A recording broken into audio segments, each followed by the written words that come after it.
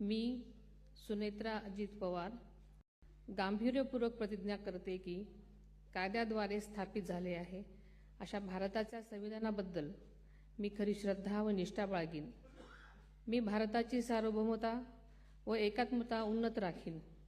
मी महाराष्ट्र राज्याची उपमुख्यमंत्री म्हणून माझी कामे निष्ठापूर्वक व सद्विवेक बुद्धीने पार पाडेन आणि संविधान व कायदा यानुसार सर्व तऱ्हेच्या लोकांना मी गांभीर्यपणे व निपक्षपातीपणे तसेच कोणाच्याही विषयी ममत्वभाव किंवा आकस न बाळगता न्याय वागणूक देईन।